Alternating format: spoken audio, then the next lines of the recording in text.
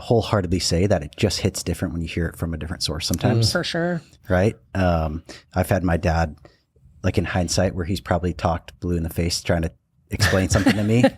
And then I'll hear it from a different, contact or someone else that just, it wasn't like their space to normally be giving that message or something. And all of a sudden just something clicks and I go, oh yeah, it's brilliant.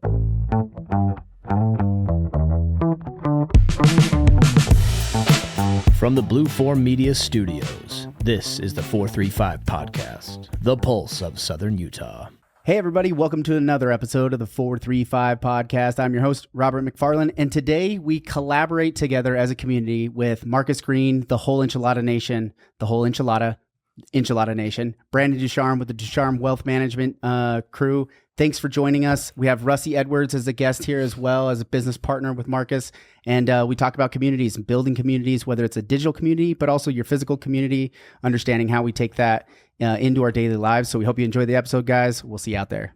The Whole Enchilada community, you built this around the Whole Enchilada being, when we look at our lives, like what are the elements in our lives that we want success in, right? And you have like a pie of aspects. So tell me about just the start of Whole Enchilada and kind of what the base thought is with that community. The whole trigger of the Whole Enchilada is, I was already very involved in business, very involved in real estate. And one of my pet peeves in business in general is these people get put on a pedestal of crushing it in business and we all idolize them. And then once you start breaking back every other aspect of their life, spirituality, relationships, things like that, their lives are in shambles. And it caused me to ask the question like, well, why are we idolizing these people that are crushing it in one aspect, but everything else is in shambles? So that's where I was like, I want to be a complete person. I want to live in an elevated state across multiple platforms, and ultimately came up with the idea of the Whole Enchilada. And the Whole Enchilada is about my journey of how am I living in an elevated state across relationships, faith, business,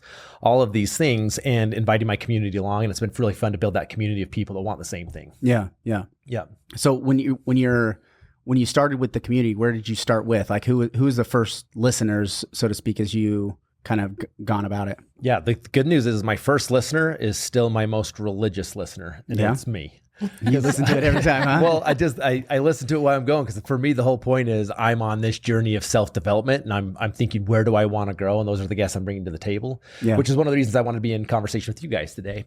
And so I say that facetiously a little bit, that I'm my own listener in the beginning, because I put every episode together for me, and it just happens to attract a community that wants the same thing. Yeah, that makes sense. Yeah. And then so Branden, just for anybody who hasn't checked out the DuCharme Wealth Management podcast, where is your community that you're trying to aim for? We have a really big belief in professional individualized advice when it comes to the wealth conversation. So we're really passionate about wealth, helping people with their money, and we want to see people succeed. But sometimes I think the conversation can be missed where everyone wants to do it themselves or do none of it.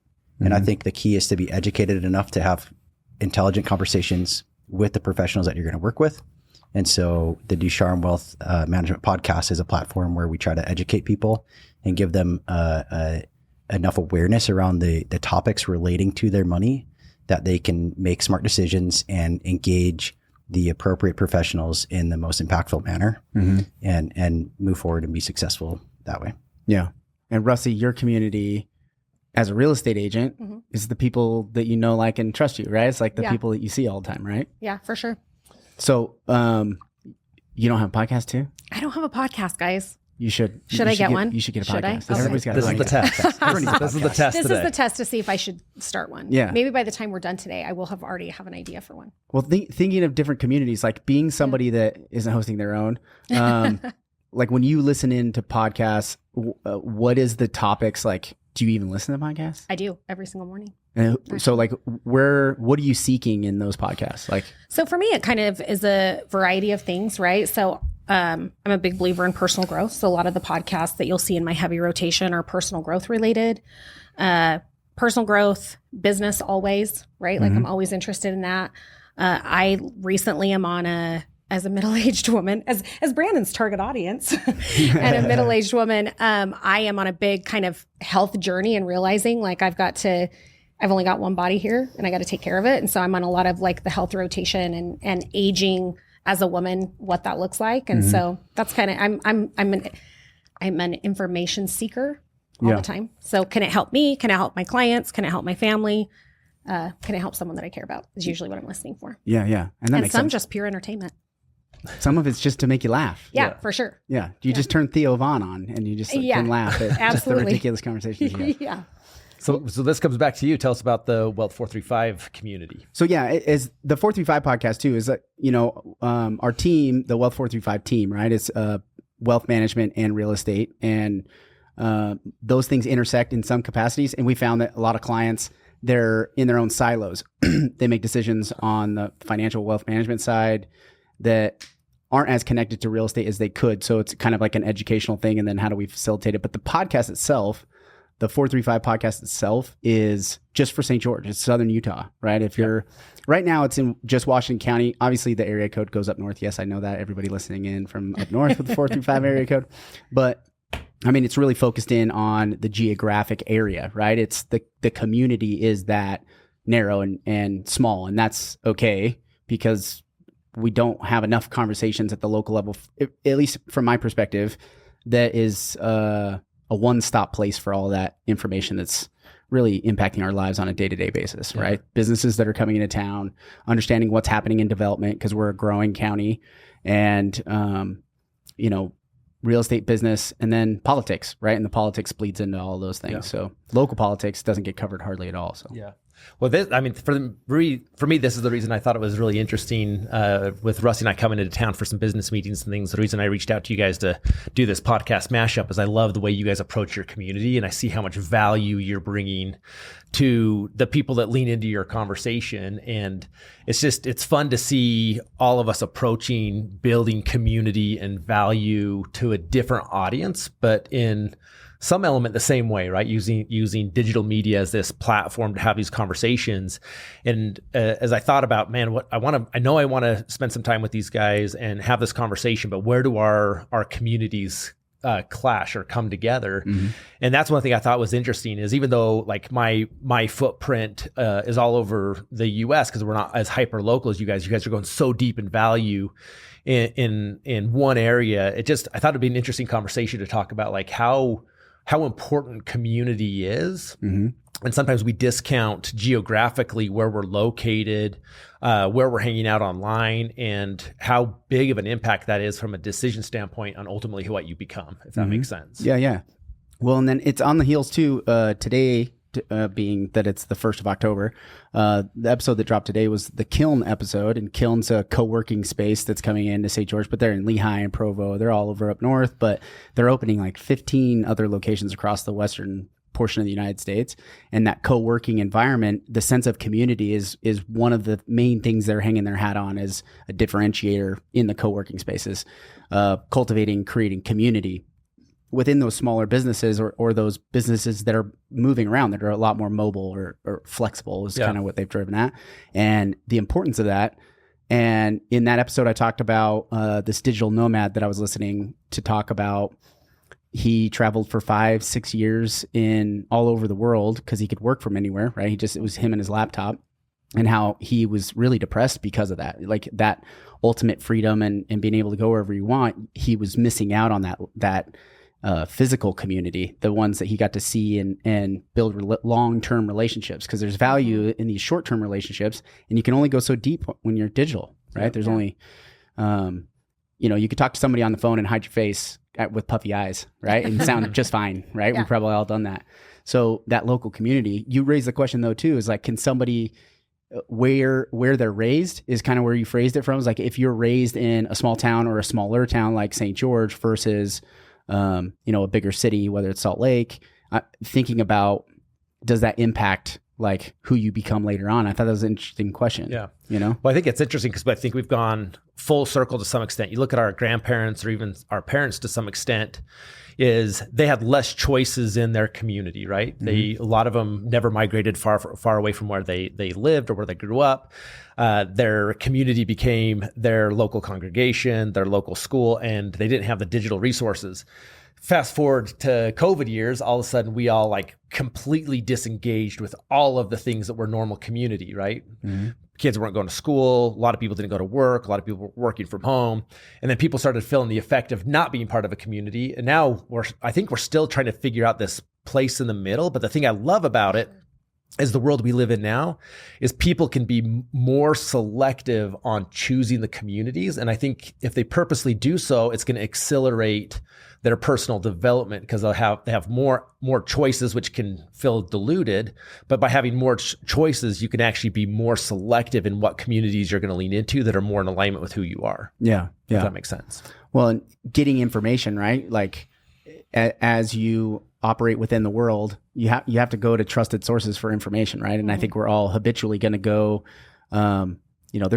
there's some reasons why Walter Cronkite was as famous as he is, but he was kind of the only option. But now there's lots of different options, and knowing who you can trust on that given topic is sometimes difficult. But once you find that person, you end up building that community with that person because there's that trust build. Well, I think that goes back to what Marcus is saying with your choice of community, right? So now if you have you kind of lean a certain way politically, or you really like leaning into certain conversations or whatever, you can seek out a source that is delivering that value set, and you can lean into that community. So now you have the choice of community there, which I don't want to say makes someone like Walter Cronkite obsolete or, but he's not around. But in a sense, it kind of does, right? Yeah.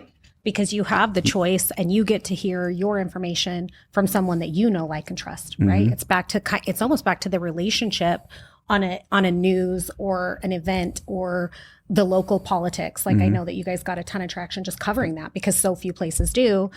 And for you to be able to say, hey, we're going to interview all the local politicians. We're going to tell you what's going on right here locally.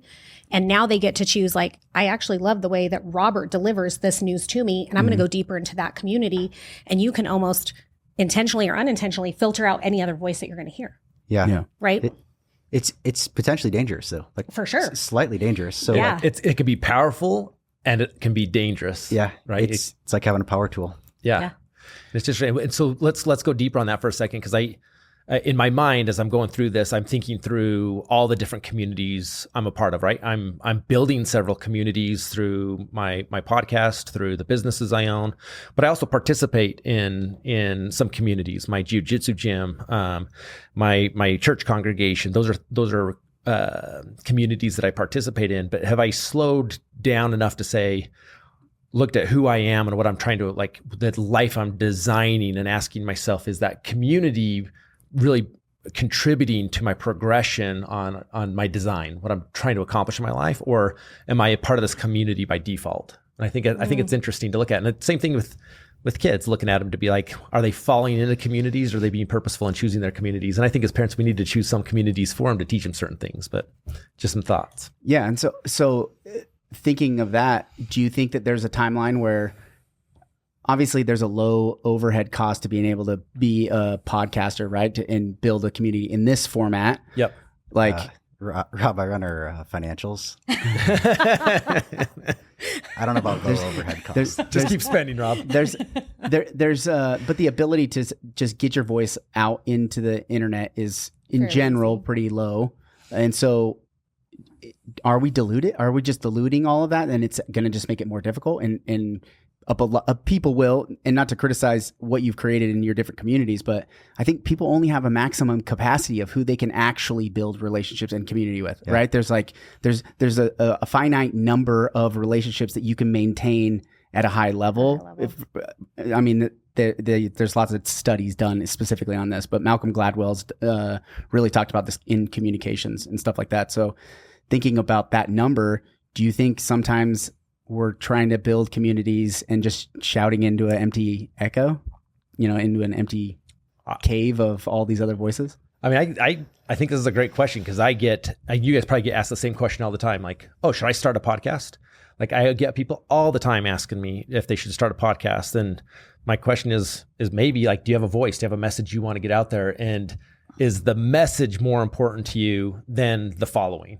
And I I mean, it is noisy. It is a competitive space. You think about Totally. over, if you made a list of the podcasts and digital mediums you followed over the last several years, you go through these patterns of I'm really into this one for a while until someone tells me about this one, then I kind of jump onto that one and I stop listening to some of them.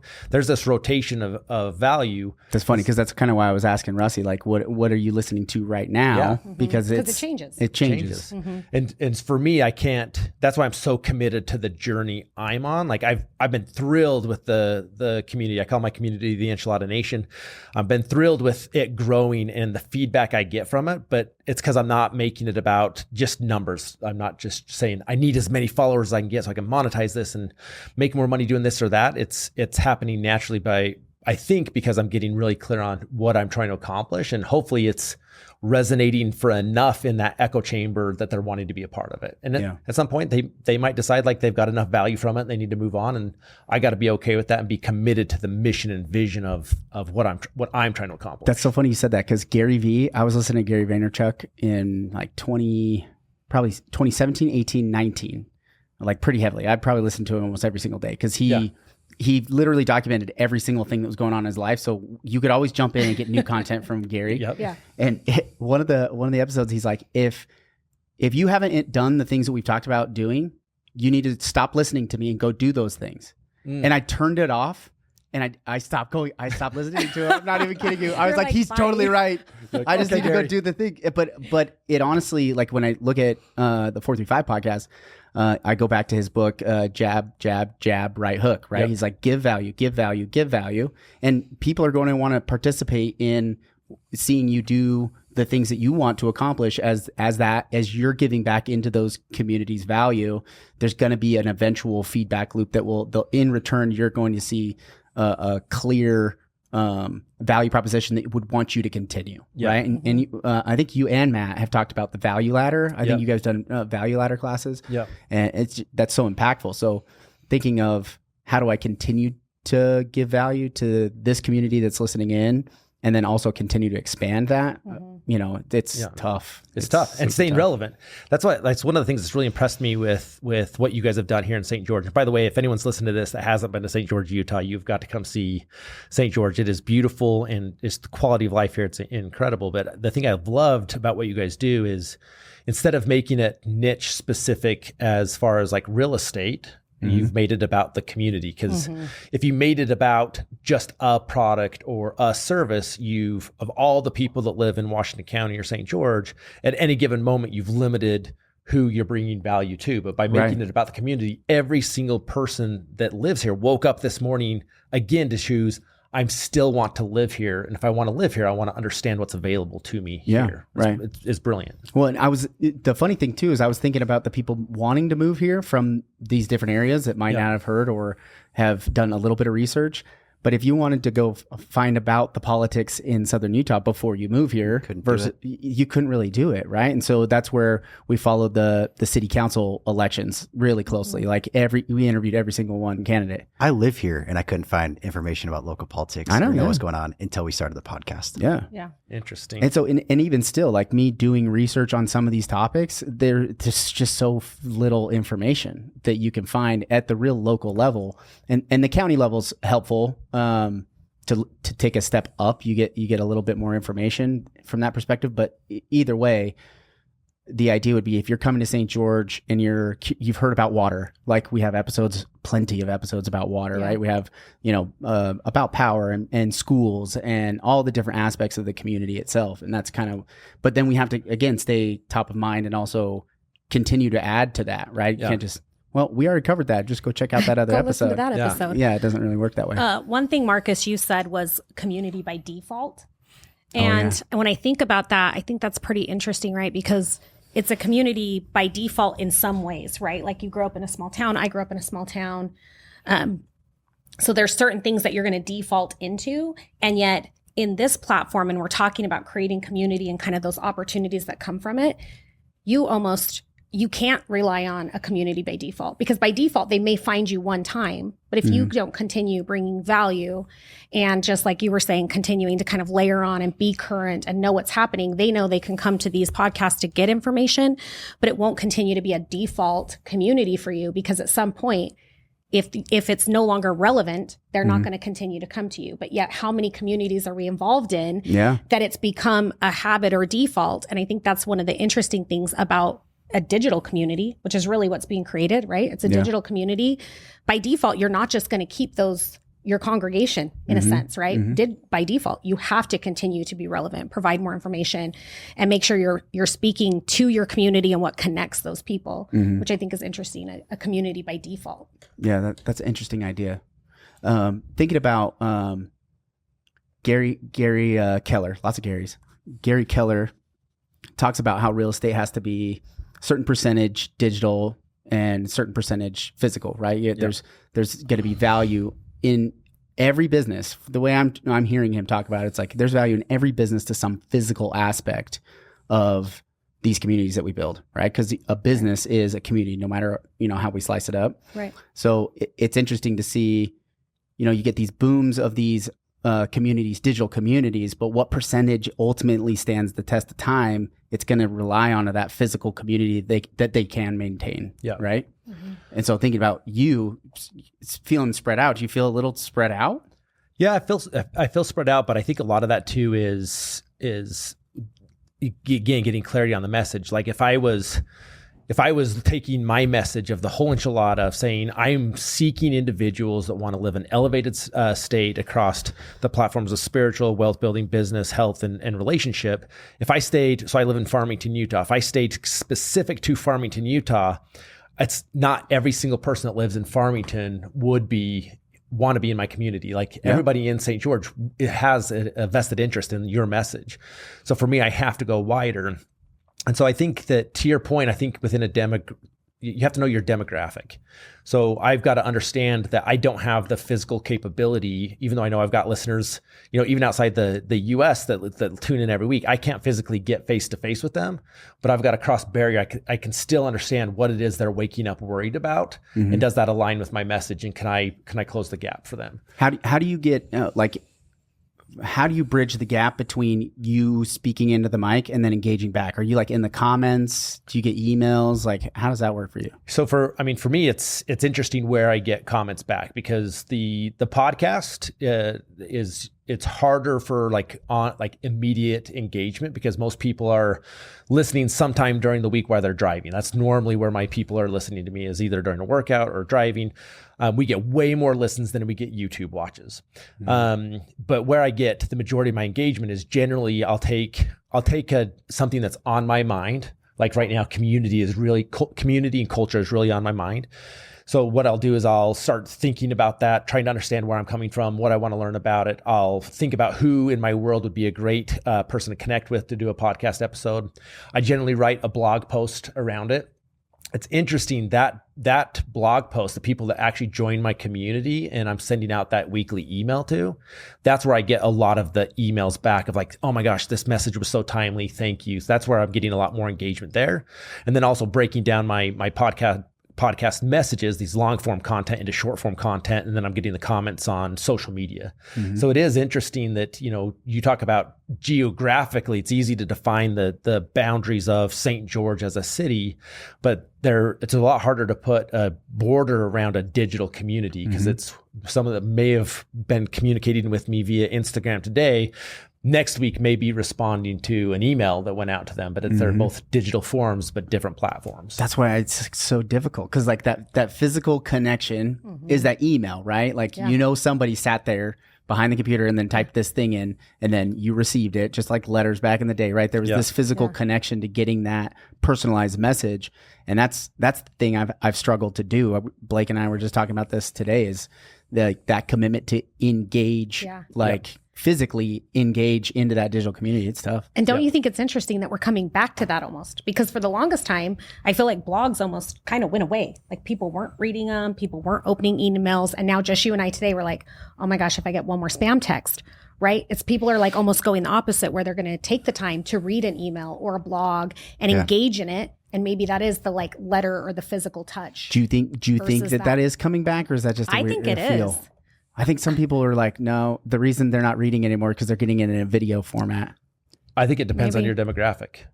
I think this is where you've got to start like narrowing down to like who like connecting with Gen X, whether it's millennials, Gen Z, that kind of those types. Is that what you're talking about? Yeah, but again, to me, this may make some digital content person out there roll over and be frustrated with me. They're probably not listening. I don't really measure my success by like how much engagement I get back on like the long form content, but it's more, am I personally growing from this process? Am I learning? And if I am, I've got to have enough confidence. So it's like the blog format, for example, if I have 10,000 of those emails go out in connection with the content I'm focused on that week, and if I get, let's say 20, 30 emails back with really sincere replies, that's such a small percentage of the total number of emails that went out. But how many people opened it and didn't say anything, or read part of it and then moved on? I don't really have a way to I can gauge some of those from opens and clicks, but I just got to say, am I growing from this? Do I believe in the content, and am I progressing? If I am, I've got to have enough confidence that I'm bringing value to the community. Yeah. I one of the things that I found interesting this year, I started sending out a weekly newsletter. Yeah. And I've gotten more response on that than I would have ever thought. I have a click rate of over 50%, an open rate of over 50% on it. And constantly, which is huge for from what I emails, understand. for sure. Yeah. for an email. That's huge. And big. And I'm constantly getting back, hey, I appreciate your newsletter. I've sent it to somebody, or is it okay for me to forward this to someone? And I've been getting like more engagement there than I've ever gotten on social media. Interesting. Which is weird. But I think really is kind of like when you said, is that really having a comeback and a resurgence? To me, a 50% open rate on a newsletter, that's big. And the fact that people are engaging and coming back to you and saying, do you mind if I send this to someone else? Like, that you're bringing good content and you have the right audience. Well, I think right? the moment The of community. epiphany that I just had is that my messaging in that is very clear. Yeah. Very specific and very clear in my newsletters. And I'm probably not clarifying on my podcast enough who my community is and who I need to attract to that community. Interesting. That's a good point. Let me ask you this question, just as out of curiosity, is because Rob, you had mentioned earlier that I talk a lot about value ladders, right? That it's, I think you have to layer value over time, and the steps on that value ladder can't feel too strenuous to go from one to the next.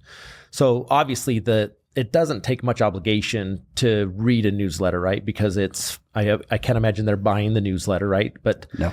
what was the invite? What was the step before the newsletter? Because somehow they got enough value that when that email hits their inbox, there's enough validity for them to say, of all the emails that came in, I do want to open this one. I'm in the subject that's line, not you your put first. your money's frozen unless you read this email.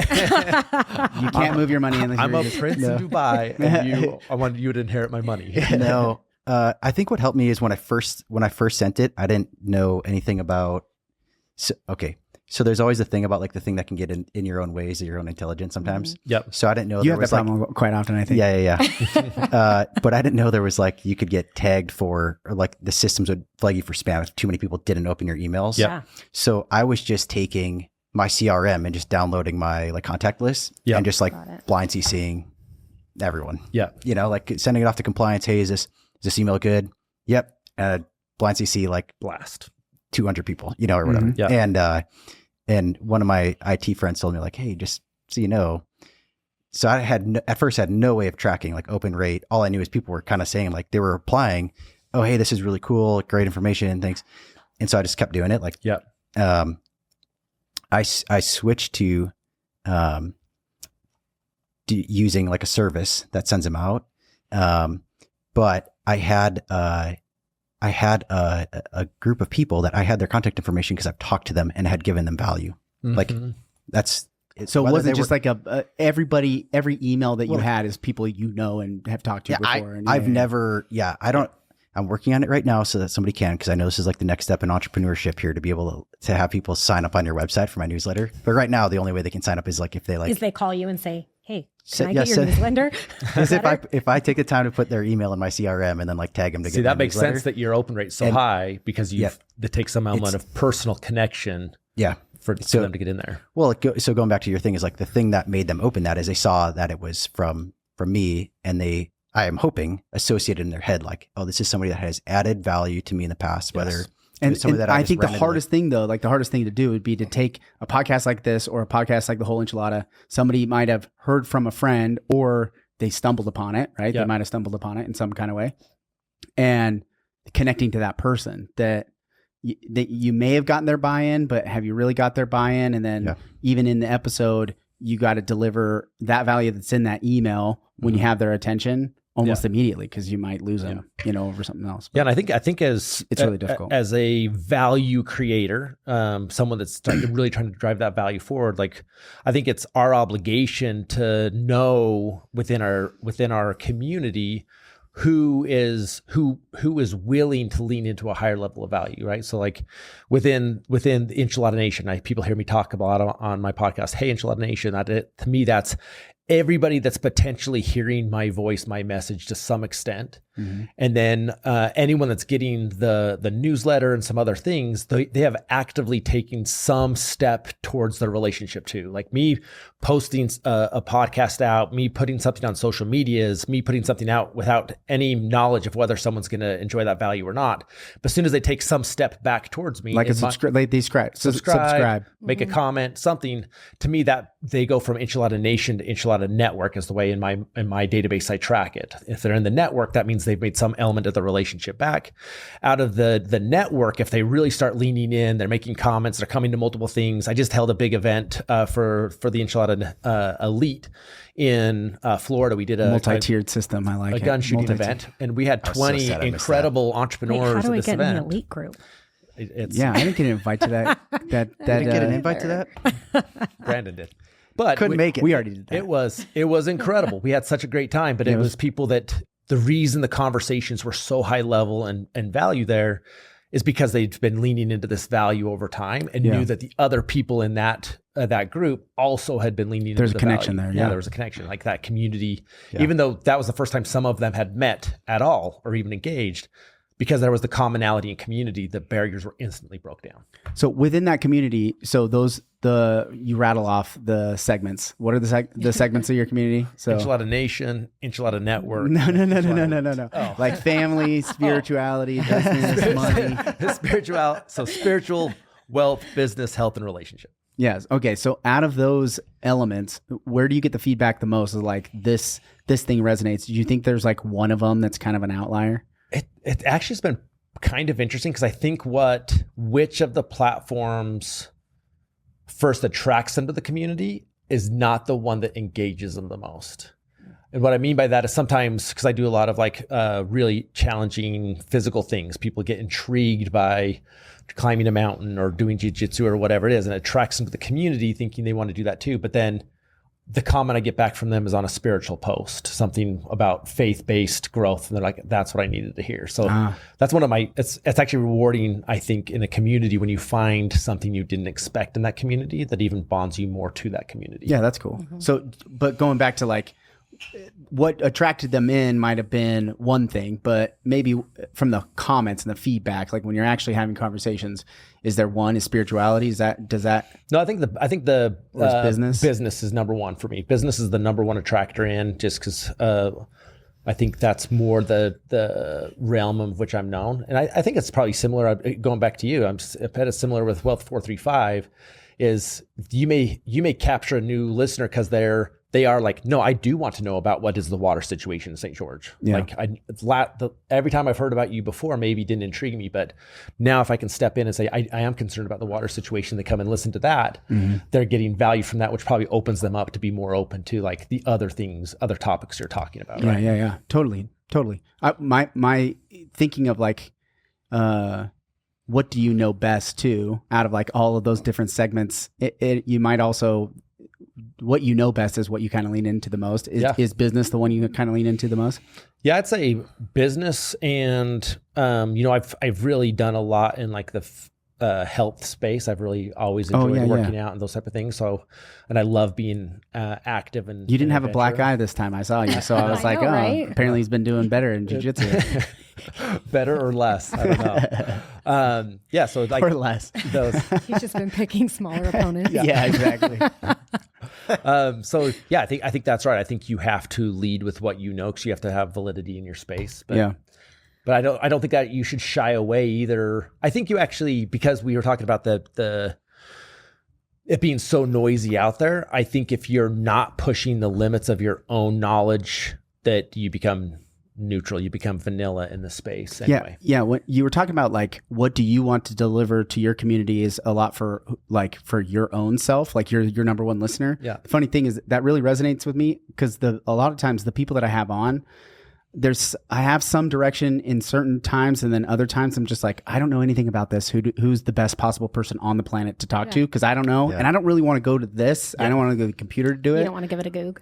I don't want to give it a goog. I want that personal connection to like somebody who's seen it happen in real life, right? And so I really like getting to like, who is the tactician in any of these things that impact us, right? Who are the people that are like on the ground doing the work in that specific field, and coming from curiosity on that. I don't know anything. I don't necessarily want to tell anybody anything in this one. I want someone else to tell you to tell us. Exactly. Those are always my favorite. Exactly. Yeah. I think, Marcus, one of the things that you said is you're best known. I think people that just know you in the industry or know you that would probably go to your podcast most often for business. I think that's one of the things that maybe people are surprised by. And that's maybe why you get comments on some of the other things. Like they came there for business, but then they're like, oh man, I'm also working on a work-life balance, or I'm also working on a health journey or a spiritual journey. And so it kind of encompasses like, here's business and I'm known for this, but these are all the other personal journeys that I'm on. And I think that that's unique. Yeah. Well, good point. I think being somebody that was raised by my father and now is business partners with him, I think I can wholeheartedly say that it just hits different when you hear it from a different source sometimes. For sure. Right. I've had my dad, like in hindsight, where he's probably talked blue in the face trying to explain something to me. And then I'll hear it from a different, contact or someone else that just, it wasn't like their space to normally be giving that message or something. And all of a sudden just something clicks and I go, oh yeah, it's brilliant. And then, that's brilliant. And then probably what drives my dad crazy the most is when I take that back to him and I'm like, Dad, I have this idea. You're not going to believe You're not going to believe what I just. And he's like, oh really? I started implementing that when you were 5. Yeah. Right. So I think that's probably though why people are engaging on it, is because they come expecting a message of business, right? Of how do I be better in a business sense? And then here's this person that just says, hey, just from a vulnerable standpoint, here's what I'm doing to be better with my family. Yeah. And all of a sudden they're like, that's not what I was expecting to, when I landed on Marcus's reel or his post or whatever, that's not what I was expecting to get at all out of that. Yeah. And because they didn't have their guard up in that. Yeah. Like in that space, right? They probably had their business guard up going into it. Like, I'm going to be a little bit skeptical about whatever Marcus is saying today, like, is that the right way? I'm going to be analytical because that's what I'm here to challenge and grow on. I wasn't expecting him to say that about family. Yeah. So I want to go back to this question though. Do you want to say anything on that? I want to go back. It says this, I think you worded it perfectly. So it's, what impact does geographical community have in who you become as a person? I.e., are you going to be a different version if you grow up or live in St. George versus if you live in Manhattan? So what do you think? Yep. Does it matter? I think it does, right? I mean, depending on where you grow up, like I grew up in Brigham City, as I told you, that's a small community. And I think the community by default, no matter how you try to break out of the small town girl of Brigham City, you were born with community defaulted into your veins. And you can move and you can change your location and you create new communities, of course, right? But I do think that has some impact, right? Somebody growing up in Brigham City, Utah is going to have a different sense of values. They're going to have a different sense of, when we talk about being wealthy and being an entrepreneur and building business and building community, and does it affect your income and all of those things? Your mindset is in that area. And a lot of people move on, right? Like, I don't think that my mindset still lives in small town USA, but that's the foundational pieces and the original community by default that you were born into. So I think that you can layer that in. And I think there will always be a piece of it that if I'm raised here and someone else is raised in Manhattan, we can probably do similar things, and we could both end up in St. George, Utah someday. Yeah, that's true. And it would maybe change our outlook on things, right? Like my outlook's going to be a little bit different based on where I was born and raised. And even from being, had I been born and stayed in Brigham City, let's say real estate, for example. Okay. If I stayed in Brigham City community versus, I'm not that far away. I'm in Davis County, 40 minutes to the south. But at the end of the day, there's still two different mindsets when I'm sitting down having conversations with agents that were born, raised, and continue to work and live in that exact community they were raised in. It's a different mindset. So if we take a step back though, and we say, will someone become a different version of themselves if they live in St. George versus Manhattan? And we understand that where we're born and raised in, once we become adult, I don't know if I believe that the whole, it's kind of cliches where you can't take the small town girl out of the small town girl no matter where she's at. Yeah, the country. Yeah, there's a country song about it, right? Western It's song like, about I it. think people reinvent themselves all the time. I think that's there's true. some things they take, but like being a different version, like let's say you're 30 years old with a young family living in St. George. If I was 30 years old with a young family in Manhattan, like if I was just pick up my situation, I was to move Manhattan right now, would I be a different version of myself by living there versus a different version here? I don't know. So it's interesting to me because if I think about it in respects to myself, I think, I know enough about myself that I can be a good version of me in either place. But all of us have kids here. Think about it from the perspective of your kids, of what decisions you're making about which school are you enrolling your kid with. If they're on a team that a sports team that you feel like culturally is, there's bullies and things like that. Are you making a move like on a smaller scale more than geographically? You think we're making very specific moves. I mean, my family is a great example of this. We lived in Arizona for several years for business opportunities. And as my kids got to a certain age, it was important to me to know that I was going to put them in a community that they were going to stay in through their whole junior high and high school years. I didn't want them to have to move during that period of time because of the impact, the relationships, I think about that the too all the time. ecclesiastical leaders, those type of things. I think all of those are examples of, as a parent, I'm trying to lay the best foundation for my kids to pick up not only the things from me and Chriselle, the things we want to provide, but the rest of the community of what they're going to provide for our kids. Are we that purposeful in thinking about it for ourselves? I think we put more time and energy trying to do that for people we love and not putting enough choice in designing our own future of choosing our community, our friends, our groups that we're a part of, if that makes sense. So your stance is that, you're going to be a different version of yourself if you were in Manhattan versus St. George, like the version of yourself, like it's kind of a vague thought of like, what is your version of yourself? So you're saying you're going to be a different version if you're somewhere else. I think it won't be a black and white version, but it will be definitely a different shade of me based on the environment I put myself in. Well, because I think if you think about even the people, right, you surround yourself with different people in different areas, most likely, right? You're living here in Utah and then you just pick up and move, like you said, you pick up and move your family to Manhattan. Yeah. It's going to be a different lifestyle, a different group of people, the people you surround yourself with. Is it a better version or a worse version? I think it depends on what you're doing, right? It depends on what you're doing. Define what better is. You've got to define that and different isn't what always opportunities, because different isn't always better.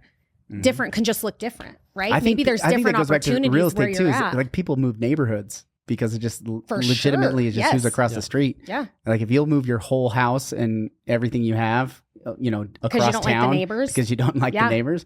I mean, it for sure is going to be better or worse, but it does impact. What parts do you think it impacts the most? I think that's a great question.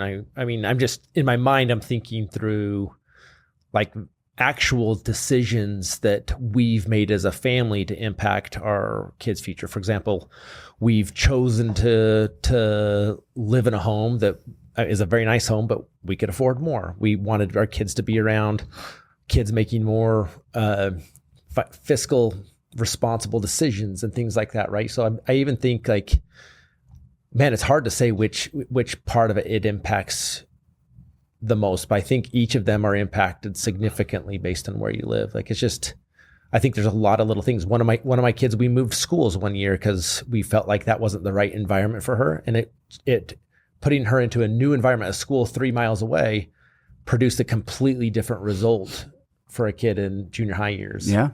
So I think it's interesting that as I'm talking to myself now, is it's interesting how many walks my wife and I have been on, specifically designing the community around our kids in their best interest, but how many of those walks were spent talking about like our own communities, and are we leaning into the communities that are helping us progress, which some of those are, but it's funny how your kids kind of demand that attention.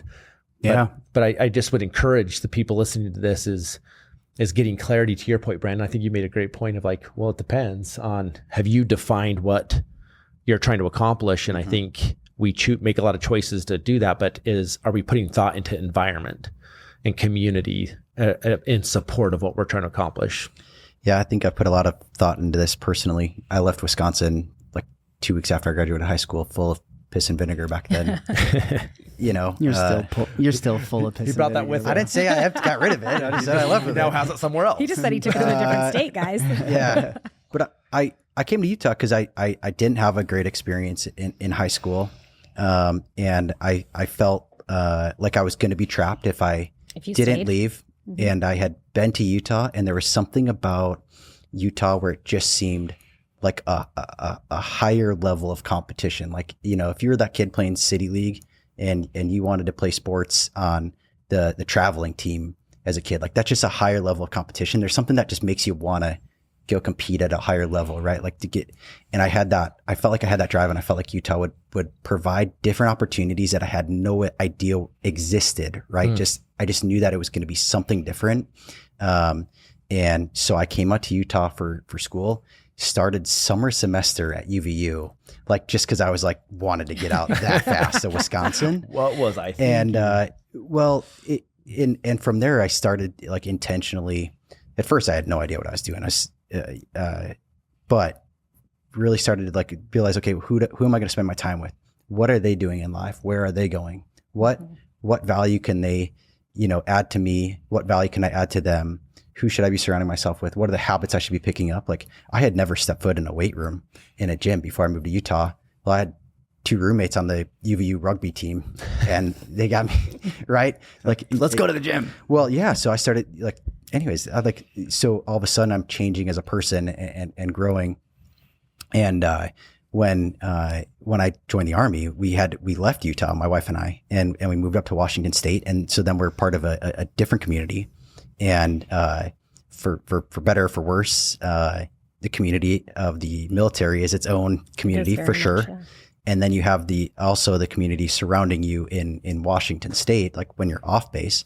And, I quickly could see in the Army that there's not a community here that I feel is going to always be challenging me to be better. Better version.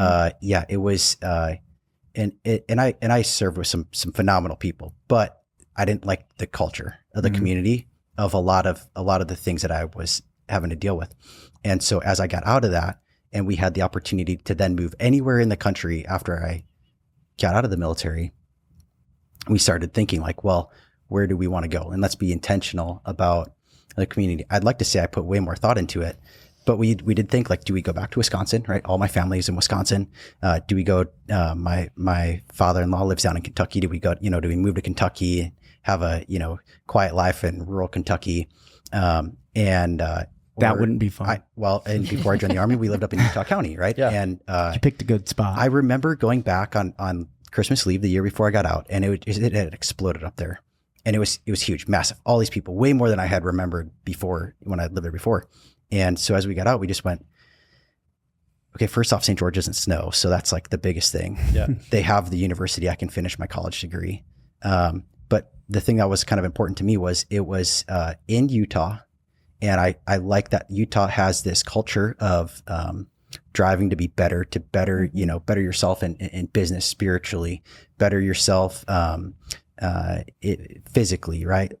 There's all these things that people around you it's not hard to find people around you in Utah that will help elevate. Yeah. Right. In the whole enchilada. But in the whole enchilada help you way. live the whole enchilada. Yeah. But it was a smaller community. And so I felt like there'd be a real chance to be a meaningful part of something bigger. And that was kind of important to me. I felt something about that. And it was interesting that as I moved to St. George with like never been here really, and got a job offer from a company in Seattle on my way here. That was like, we need you to go and talk to all the businesses in St. George that are in, like all the civil engineering firms and land surveyors, and like get to know all these people. It was such an Thrilling. interesting, it was really riveting conversations, I promise. Anyways, but I really got to meet a lot of people. And then I started having that effect where, when I go out places, like you run into people, like regularly. Every time I go out with my family, we're running into someone I know. Yeah. And that to me has become an even more important part of the community in which I live, because I want to raise now my kid in a community in which I can always point to him and say, look, we always do the right thing. We never sacrifice our integrity. We are going to have these belief systems in our family because it matters. So we don't live in a big city that you can go hide from these things, right? Yeah. You need to be authentically yourself at all times in all places. And to me, that's a lot of value and something I want to instill in my own kids. So I intentionally choose to be part of the community here. I think that was a cool to listen to you go through that process of like real world experience of some of those decisions you made. One of the things you said that was kind of an aha for me there was by ongoing choosing our community, it doesn't mean you're walking away from something bad, saying this community or geographical area is bad, I want to go to a good one. Like you had mentioned in the military, there was good people there that had an impact on you. And I believe that we learn things wherever we were before. Rob, you were in the restaurant industry. Russie, you were hairdresser. Is that the right name? Hairstylist. Hairdresser. Hairstylist. You were in the military. I was in construction. Like also I think spent a lot of time all in of the us. Restaurant industry. I think a lot of us we could actually outline some very specific things we learned in that era of our life that is still part of who we are. Oh yeah. But sure. I think the aha I had as we were talking is just like this. The complete version of who I am today is bits and pieces of all these communities of where I've gleaned the treasures basically out of those communities up to this point. I think this evolution of continuing to choose community, continuing to choose groups I'm a part of is just adding on to that treasure. Like, what is the next evolution of learning that I need to do? And am I in the right environment to add on to what's already been built? Yeah. Well, I think you can always learn in any environment you're in. I for sure learned that in the Army.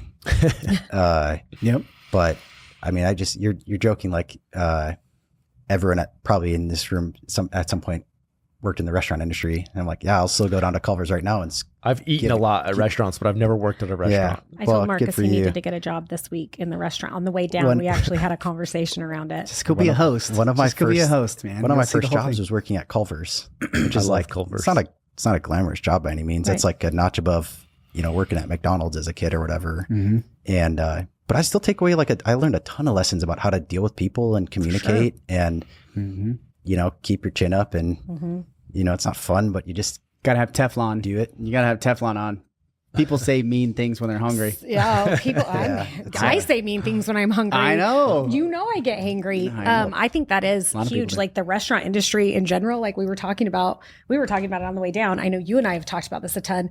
The lessons that you learn in that industry specifically that just fill into every other place of your life. Yeah. Right. And it's probably not an area I would want to live in forever. It's a tough one to live in forever. Like the things you learned there are invaluable. You learn how to I think that was one of the areas for me that I learned how to turn it on and be like, you can walk in and hustle tonight and make as much friggin' money as you want. Or you can come in with a sour ass attitude. Can I say that word on this show? Sorry. You can walk in with a crappy... Let me ask the boss. Yeah, he says it's fine. Okay, cool. You can walk in with a crappy attitude and it's going to affect every piece of your day, right? It's going to affect your income. It's going to affect the way that people interact with you. Yeah. And it's going to affect all those other things. And so to be able to just have that and go, okay, well, I've got this lesson learned. Yeah. That I know how to take you from hangry to a smile on your face and I'm going to get you food right away. Yeah. Right? Hospitality and that kind of thing. It's like a fast track to it. For sure. The interesting thing when we think about those evolutions is that we always will hit a ceiling. No matter what we're doing, we're always going to run into some kind of ceiling of achievement, right? That's another Keller Williams nugget right there that I learned. No matter what job we're doing, whether it's restaurants or construction real estate, all those different things. We're going to run into ceilings, and we have to figure out opportunities to where what do we need to do to break through that ceiling and move on to the next level. Well, I think that goes back to the conversation. Whether it's a parent or anything. Well, there's times like where you rotate out of communities or you move on to something different to experience that growth that you need in another environment. One of the things that I was just thinking as Russie was talking, and I think I run danger close here to like sounding like a Kamala Harris quote or something about this. So easy. Ooh.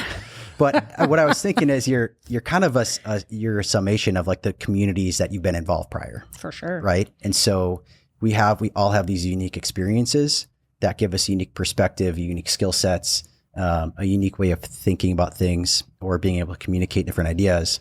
And now you have, what's cool is when you're part of a community, you have the ability to go then take that and add that as value into the community that you're in now. Oh, I think that's a great point. Is we've talked a lot about what we're pulling from the communities we're in, but I think that's a really valid question: is what am I contributing to the communities I'm in? And I think a lot of how you've treated your past experience up to that point is what value you bring to the table for that community. That was a really deep thought. That's good. That's good. What else do you want to talk about as far as like the value of communities and giving back? I think this is a good question to start wrapping up on. I knew you'd have one. Thank you. You're welcome. And I'm asking myself this, and I don't have an answer yet, so I'm going to ask you guys first because that gives me a few minutes to think of my answer. But I think what we've come to a conclusion of is you go first. That we are all a result of the communities we've been a part of. And if I looking at myself as there's some things I'm very proud of that I've gleaned and learned from communities, and there's some bad habits that I've pulled from some of these communities and groups I've been a part of. I love the question of and I'm actually going to spend some time journaling on this, is what lessons have I brought forth that I'm contributing to the communities I'm in? But the question I want to pose to you guys is, what is the next evolution of growth for you? And are you choosing the right environment, the right group of friends? Not going back to the question of should you move to Manhattan for this, but yes. Are you Russie's gonna move to Manhattan? No. Kidding. Are you in in an environment, a group, a community, a mastermind group that has that lesson available for you right now? Or do we need to go looking for that next evolution of growth? That's a tough question. That is a tough question. So you're simplified down as out of your value sets of who you want to become, which is the area in which we want to continue, or we have the most opportunity for growth in. Is that what you're talking about? Yeah. So I think to simplify that down is, that environment? What do you need to grow in next? And are you in the right environment for that growth? And I guess I will go first on answering the question, because one of the things I really have been thinking about is, and I've talked to a lot of my people about this, is I am proud of that they've chosen me to be the leader of them up to this point, and we're in a completely different world from a business perspective. So one of the things I've actually said to my people is, you have to choose, am I the right leader for you forward? And I'm committed to grow my leadership to be a better leader for you in the world that's changing. So this is all the books I'm reading right now.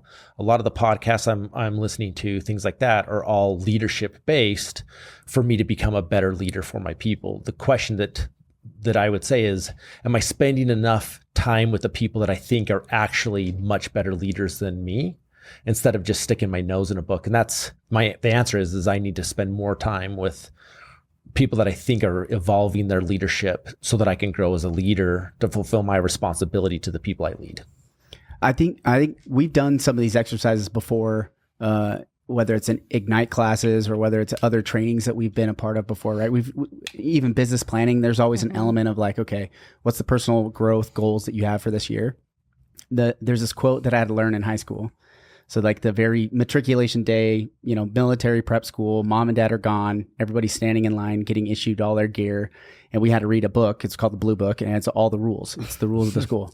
This is terrifying for me, and by the way. There's a quote. It's Colonel Robert S. Goss. He's the first superintendent of the school, 1891. The final line of it is, he who commands himself is best learning to command others. And as I think about that final like thought is like, he who commands himself is best learning to be a leader for others, right? To be a leader, you have to learn how to command yourself. I'm a slow learner. I told you guys before, like I can't narrow one down. I've listened to a bunch of information about ADHD because I was diagnosed with ADHD when I was a young kid. I self-diagnosed myself. You self-diagnosed. A lot of people have self-diagnosed, and I don't even know what that means anymore. Like I don't even know if it's like how do you diagnose this thing? But where I see it affect my life is an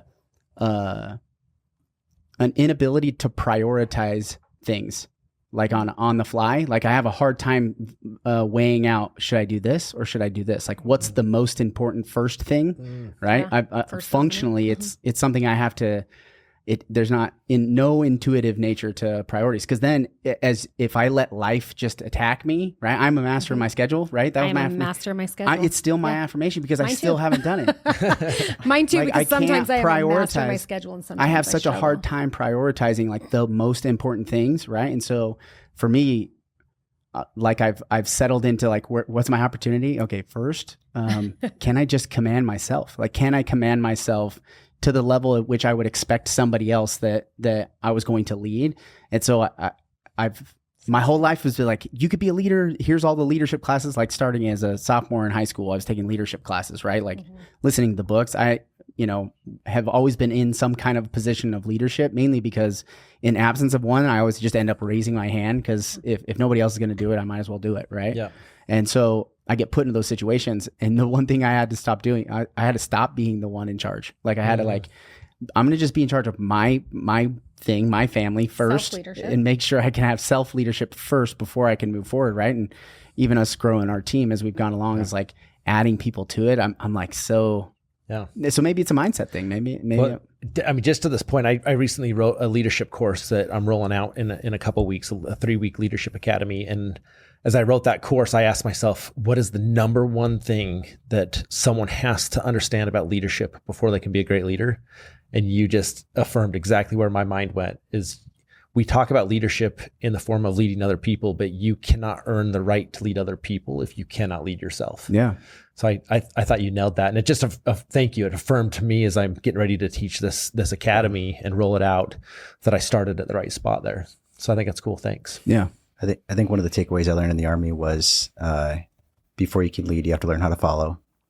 Mm-hmm. And the best leaders will know when to go back to just following. Mm-hmm. Like there's a time to lead and there's a time to follow. Yeah. You have to be able to pivot. And super hard to do. Yeah. Super hard. So what about you do? Yeah. What do you get? I don't think that I necessarily could say like, oh, next evolution, like Russie 3.0 or 10.0 or whatever number I'm on right now. The iPhone version is like 18 by now, so you're at least 18. I'm at least that. You're at least 18. Yeah.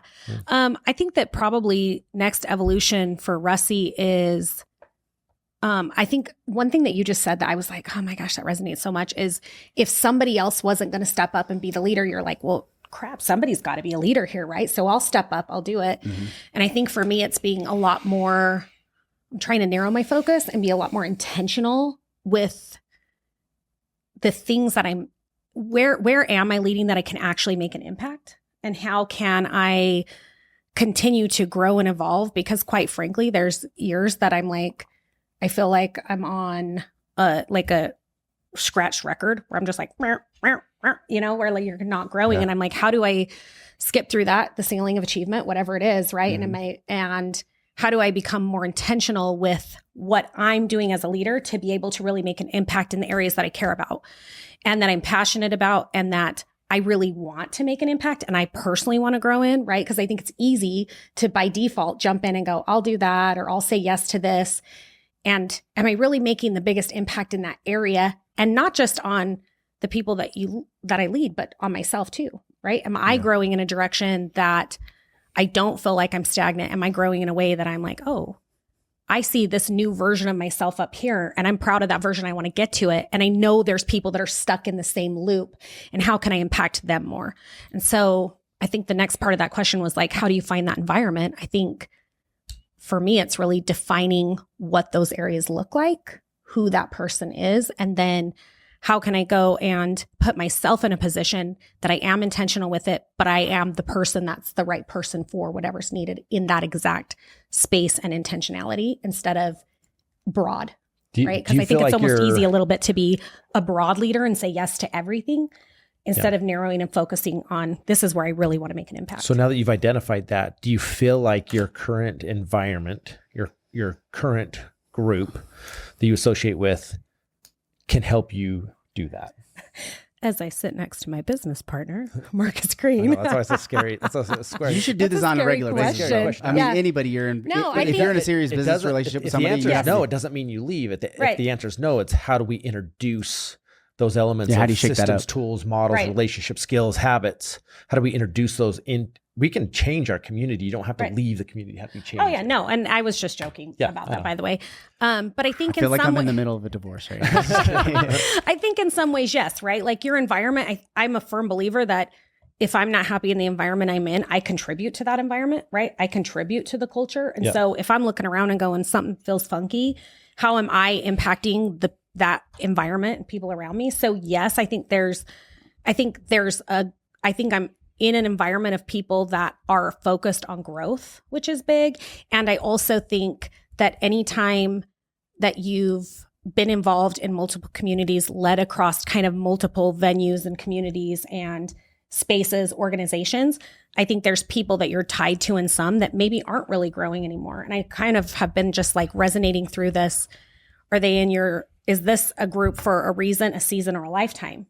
Right. And I think the lifetime people can be different seasonally, right? They may be in a lifetime, but maybe that season's evolved.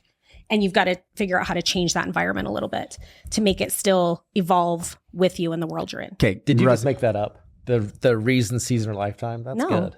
I did. Have you never heard that? No, but you should have taken ownership of it because I've never heard of that. I didn't take ownership of it. I don't even know where I heard it, but actually, you know what's funny? I think that there's for everything you're looking at, friendships, some of them are for a reason. You're going to learn something. Some of them are for a season and some of them are for a lifetime. And, so let me step back to this question. I'm going to rephrase this question. Okay. What's the current personal project for yourself that you're wanting to see growth in? It sounded to me like it started with health, like, cause you were listening to the podcast. Sure. Yeah. So, like as a project goes, it's like, I need to focus on an area in life. Yeah. So I'll start like at the beginning of this year, actually. And Marcus was the one that kind of threw out this challenge, but there was just a series of events at the end of last year that there was certain things with people that either there was some unexpected tragedies that had happened in people's lives. There was a lot of things that were happening health related. And again, like I'm a middle-aged woman, right? And there's just certain things that start to happen and you lose bone density and you lose strength and you lose all these things. And I think probably coming into perimenopause. Yes. Is what they call it. It's a buzzword right now too, but like actually living in it, I will say that it made me in January, I was like, man, I've got one body that I've got to take better care of. And all the factors you can lead to and say, oh, well, I had put on weight because I stopped doing this because of stress or I was whatever. Right. But I had to really like start diving into why am I making the decisions with my health that I'm doing? So for personal journey and evolution for me at this point, I'm kind of getting back into like, I'm the worst at like, I have really great habits for a long time. And I'm like, okay, well, I was training for the half marathon or whatever. And then I'm like, well, now I haven't ran for 3 weeks. I'm still working out, but I'm not running. Right. And so, I think that that's a good evolution. And for me, I'm just, so probably that just continuing. What about Branden? I was going to go on a sidebar, but I know we're, I'm looking at the time here. We can sidebar it later. I zooming out, sometimes it feels like my business life has just gone like smooth, linear, lower left to upper right. But really like the ride, if you zoom in, looks way more like a stock chart. It's just, it's up and then it's kind of sideways and you're just grinding through it. And then you have like the different ferns and stuff. Like I've been looking at some of the obstacles that you could have never put that into a business plan for the year. Like anticipate roadblocks is like one of the strategies in that. Dude, you faced a couple that curveballs, dude. But I really feel like I am in that grind out portion the last couple months again. And I'm really poised for, some really big growth again, putting the right stuff in place and really, really able to just take the next leg up in business, right? But as I do that, one of the reflections I had earlier this year was when my daughter was born, and as I took 2 weeks off, like didn't go into the office for 2 weeks. I think I took like 2 phone calls the whole time. Like as an entrepreneur, that is really uncommon that somebody's just like, I'm just going to check out for like 2 weeks. It'll be there when I get back and do that. And that was pretty life-changing to me. My relationship with my son has been entirely different ever since then with my family. And so I really want to focus on being more present with my family and in increasing those relationships. And so I got to have this balancing act of like, as I take the next leg up, is that, do I want to chase the growth income, or do I want to use that next leg up to chase lifestyle? Right. Mm-hmm. And not lifestyle and time with family really is what that's you're the talking life, about, yeah. right.